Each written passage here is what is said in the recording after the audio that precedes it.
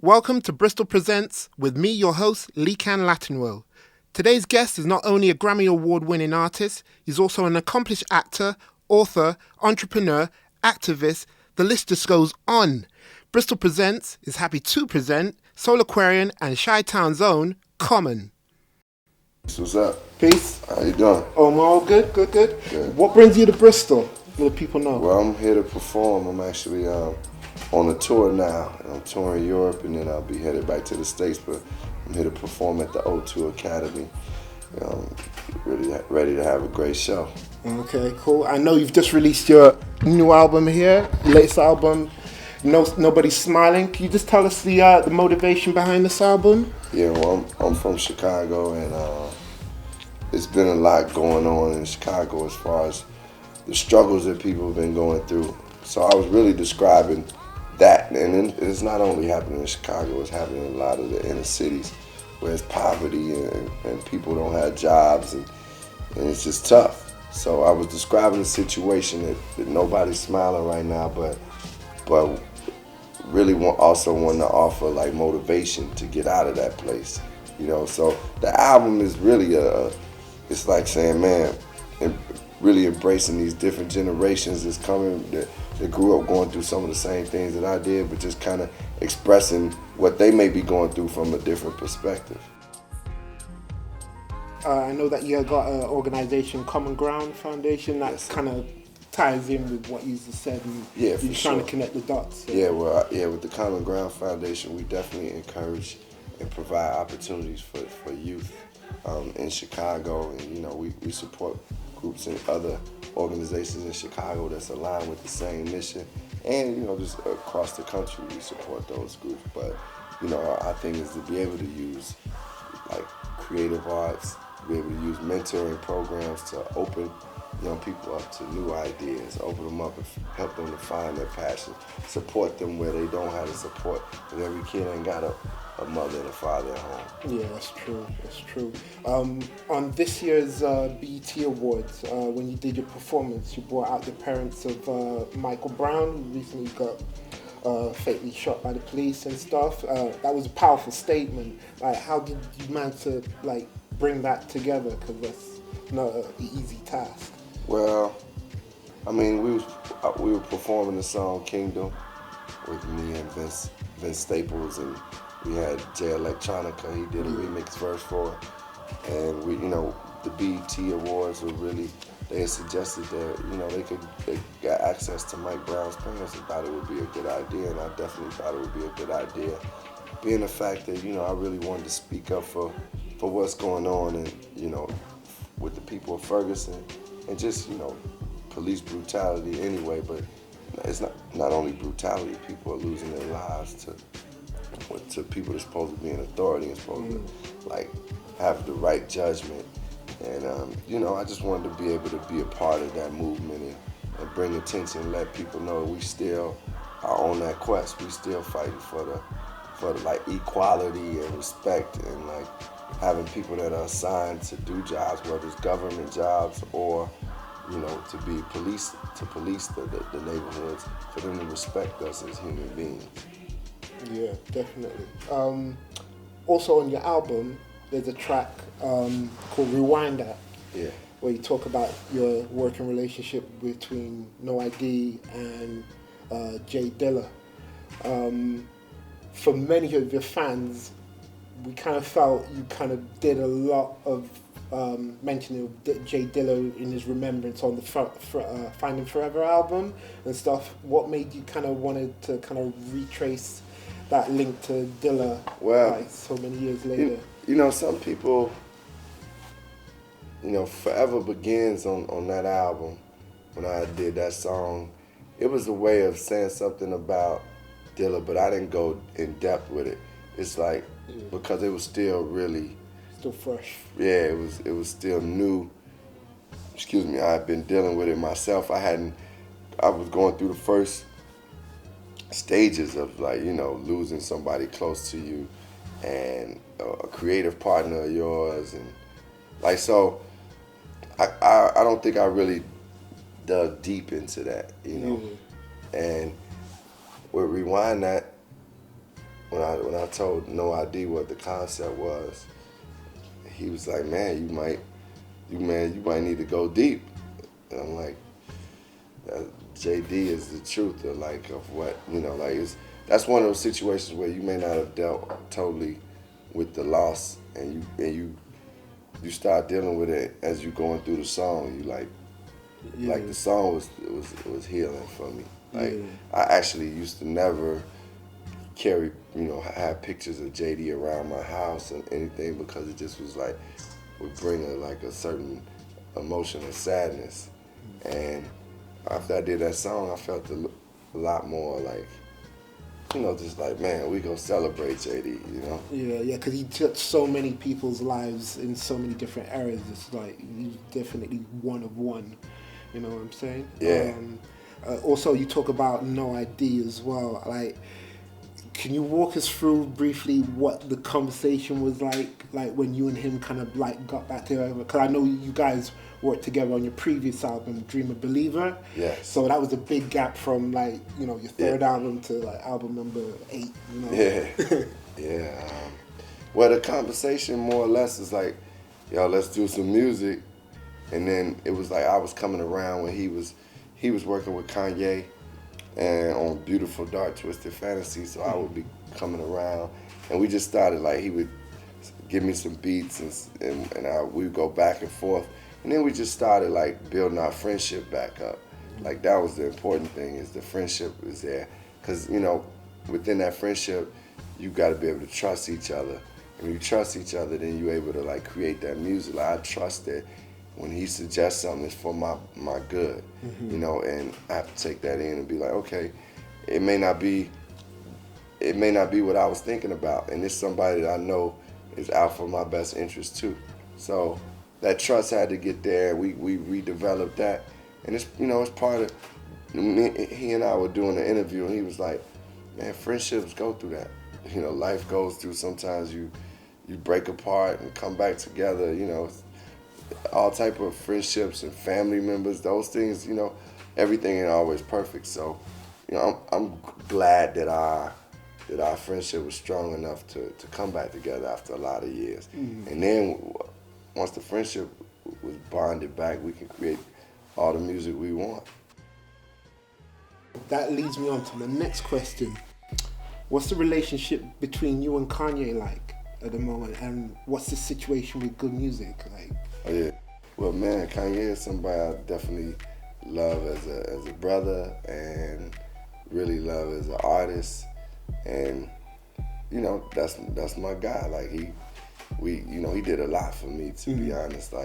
So I always feel forever man, I'm gonna hold him down just I believe he holds me down. He came and performed at our festival. We had a festival in Chicago that was to give back to the city, and Kanye was one of the artists that performed, and he rocked it. Did a whole set, and it wasn't he didn't do no talking really. He just rocked it. And so good music. I'm still part of the good music family. It's just not I'm on RDM Records, which is No ID's label.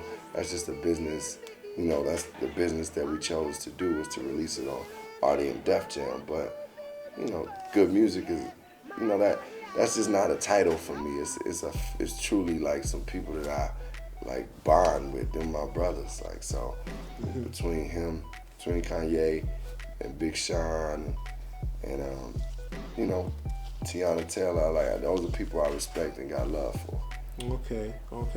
On the Good Music album, I must say there was a bit of an absence from you. I think you're on one song, and Q-Tip supposed to be part of Good Music. I don't think it was on any of it. I was what happened? How much songs did you end up recording that we've still yet to hear? Yeah, I recorded probably 3 songs on there, and I only ended up with 8 bars on the whole album.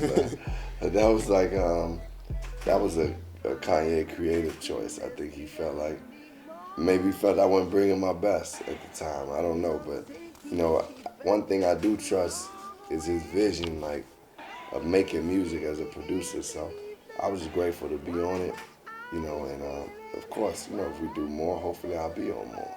Okay, I wanted to just briefly talk about, because in your 10 album career, you've been through quite a few labels. How did you end up getting onto Warner's? Because that was like the one album you did for Warner's. Like, was it a case of Leora Cohen reaching out to you? Like, what was the story behind you signing with Warner Brothers? Well, for your previous. I think it was more just a case of like my management just feeling like that was a good place to release the music. They seemed very interested in putting out the project, and it was just a good business move for us at that time too. Yeah. And you had No ID as well behind you. Yeah. As well. Yeah, No ID produced the Dream of the Believer. Yeah, the whole majority, isn't it? He produced the whole album. Yeah. So yeah, it's something. You kind of, when you look at albums, you're like, dang, they like it's like looking back at a yearbook. You know what I'm saying? Like, or your photo albums, you're like, dang, this is where I was at that point in my life. People, it's crazy. Yeah, a lot of people slated Electric Circus, but I thought it was you made a brave statement, and I think that album gave you more longevity. I think I agree. With coming off the back of Water for Chocolate, if you had made another Water for Chocolate, I don't think the response would have been as great. Whereas this had people talking, you were in people's minds. Yeah. It was like, what's Common doing? They didn't quite figure it out. But as time went on, people kind of adjusted to it. And then when you came out with B, that was like, oh, he's back. But never left, really. Yeah, that's a good point. I always thought that too. Like if after coming out with like Water for Chocolate, if you do another album like that or in that vein, or even if I did another Resurrection right after like Water for Chocolate, it's like, no, the people got Resurrection. They got like that album. Why repeat the same thing you've done before? And I think the shock value of Electric Circus, though, people didn't respond to it like well when they heard it. Like, it wasn't like everybody received it. I think throughout time it did prolong my career in many ways. I agree. And it gives, because career's gonna have ups and downs and ebbs and flows. And one thing I think about artists is you have to create from where you are at that moment and be honest to what you feel, and just make the best out of that, make the best songs out of that. I always call Jesus Kanye's Electric Circus, meaning like in a way that he's a big song maker. So his songs were honestly like overall, like they had a little more like catchiness than some of the Electric Circus songs. Yeah. I think it's probably a mixture between Jesus and 808, because 808 came out of nowhere. Yeah. After a graduation, like people were like, whoa, what's Kanye doing? Kanye can't sing, but then he was singing. Yeah. My next question I want to move on is about your father, Pops. I understand that he recently passed away and stuff. Like, how have you been able to kind of deal with that and all the other things that you do? And it must be tough. Well, it's definitely not. It's a tough situation as far as losing a parent is something that, you just never know how you're going to feel when that happens. Yeah. So dealing with that, I still feel like I'm going through the process, like taking my time, not running away. I've been working, but I also take time to just, deal with, like, sometimes I'm like, man, my Pops is not here in the physical. But it's something when I'm, going to his memorial and just hearing him speaking, it was like, he talks about being eternal and like existing in the spirit sometimes. So it kind of, I feel a certain peace in the fact that, in knowing my father made his transition and he was sick. And I feel blessed that I got to spend the time that I spent with him. Yeah. And grateful that was my Pops. So I look at the positive things more than the negative. And then, when I do feel down, I feel down. It's part of life. Yeah. And obviously the special connection you have with your father is that you had him on your albums, Pops Raps, and stuff. I mean, that's one thing I can always go back and hear, and it's moving. It was like when he first passed, or a day or two after he passed, I went and listened to a couple Pops Raps. And they moved me. It was like, man, this is powerful. So I'm blessed to have him on these albums. Yeah, yeah. Because I mean, even though I've never seen your father, face to face, listening to that deep, rich, gravelly voice, that voice of authority but reassurance, and it's humorous. I think it was Finding Forever when they saying, "What are they holding up cue cards for? What they say? Yeah. Just talk, don't sing." It's like this character, that humorous element. Like you found a connection, even though we as fans never knew him. Like how you know he made that connection just by talking. Yeah. That's an amazing thing. Yeah, that's a blessing, definitely. Moving on to your acting career, like what made you decide to become an actor? Was it an accident or was it a plan you had? No, I wanted to be an actor because I love film, I love plays, and I wanted to express myself as an artist in a new way. Mm-hmm. I felt like music was, I had hit a ceiling with music, and I was like, this is right before Electric Circus. Mm-hmm. I had, right after Water for Chocolate, I was like, what do I do next that I feel like inspired to do? And acting was an art form that just, felt natural to me.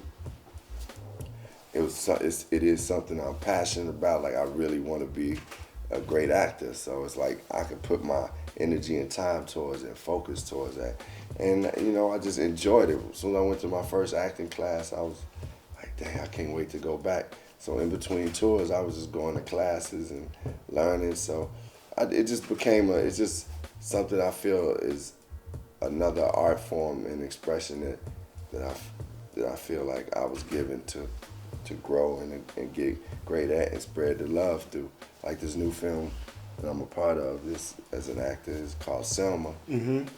And this is one of the first films too that I've been a part of that got a strong message to it.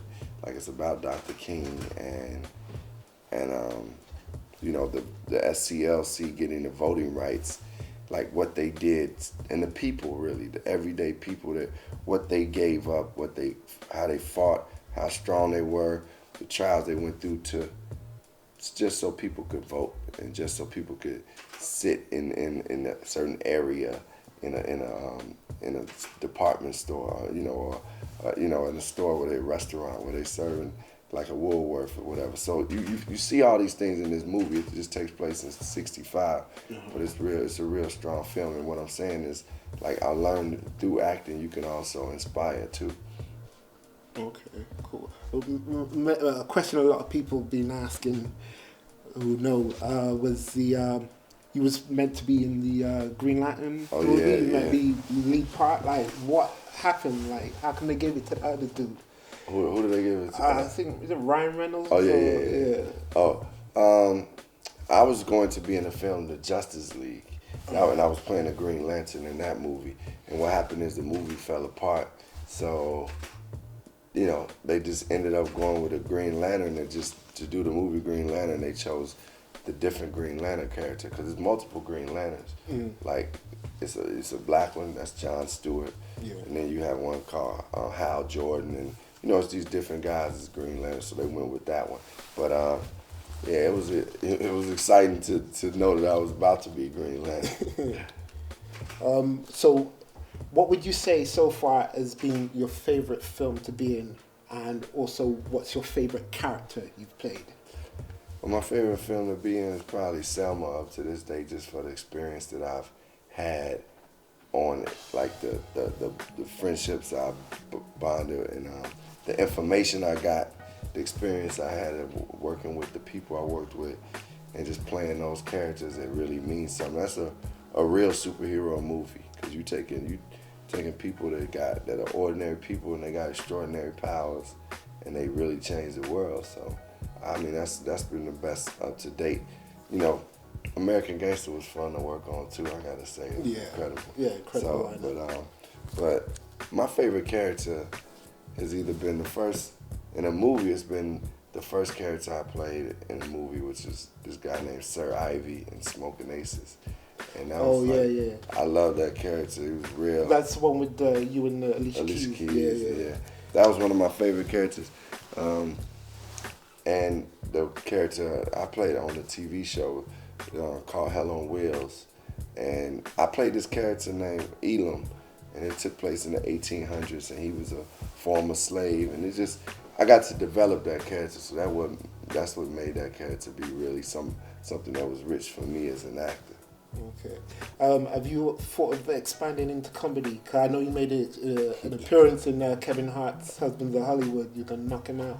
I mean, I don't think I'm like the comedy king and that. I ain't gonna act it. But I mean, I could do comedy work in the right context. It would be like if I'm gonna do comedy, it would have to be like those movies like The Hangover or 40-Year-Old Virgin or something like that, where you could it's some reality to the comedy, you know. Like I like to be in something like that. Okay. Is there an artist or an actor that's made you want to step your game up or go back to the drum board? Oh my God, he just did that. I gotta go back and step it up. There's been many artists that have done that. Nas was the first to really appear. That made me, he shook a lot of people up. Yeah, like Illmatic, I was like, whoa, I gotta go work. I gotta go work. And that now, when I hear Jay Electronica, that's somebody that's like, I'm like, oh, I gotta really work, you know. And, what do you think about Kendrick Lamar? Kendrick is dope. He's very dope. Yeah, he's super dope. He's definitely one of the best new artists that we got, new MCs too. Him and that whole TDE movement. Yeah, Black Hippie. I like Ab-Soul. Yeah, you done a few tracks with him as well. Yeah, I did a track with Ab-Soul. So I like, it's times where you hear certain artists, I think at times Ye made me be like, oh, you gotta step it up. But yeah, 'cause I mean, sometimes he dropping a lot of lines. So, those are the artists. Actors that make me say that is like Philip Seymour Hoffman, God bless his soul, Jeffrey Wright, even Most Def. Yeah, he's underrated. Yeah, he's a great actor. And Joaquin Phoenix. When I see them dudes, I'm like I watched the movie Walk the Line. Did you ever see that? Well, it's Johnny Cash. Yeah. Yeah. Yeah, them Jones. I'd be like, these dudes are doing it. What future projects you got? Well, coming up besides some. Okay, we're touring. We're gonna be touring. I'm gonna tour from the States soon. I'm over here in Europe touring for a while. I have a television show that I'm hosting. Okay. It's about building and designing furniture called Framework. Okay. It's on Spike TV, and it's a incredible experience for me.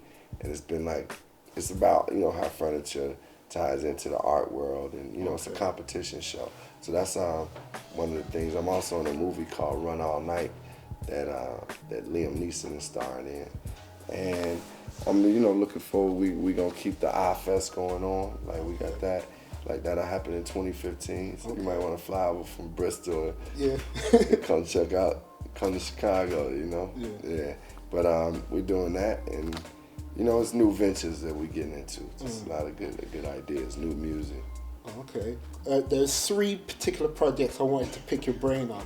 Okay. And tell me if they ever gonna come to fruition. First one, Q-Tip. The Stand. Yeah, you and Q-Tip. Is that ever gonna see the light of day? I don't think so. I think we had a thought about it, and then I think the time passed, and now we just moving ahead.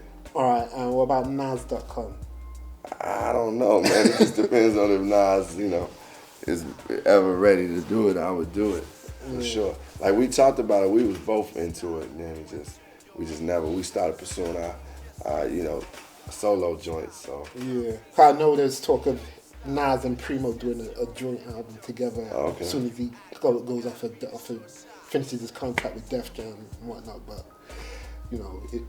To be seen. And also, the other thing I wanted to ask you was Soulquarians. Are they ever going to come back to work on a project together? Or? Well, I do know that D'Angelo has done some work with Questlove. And I think, I could see us doing some work together for sure. I definitely believe that could happen. Okay. That sounds amazing. It's glad for you to come to Bristol. Yes, man. Great And to hope meet you return back to us very soon. Thank you, man. Peace.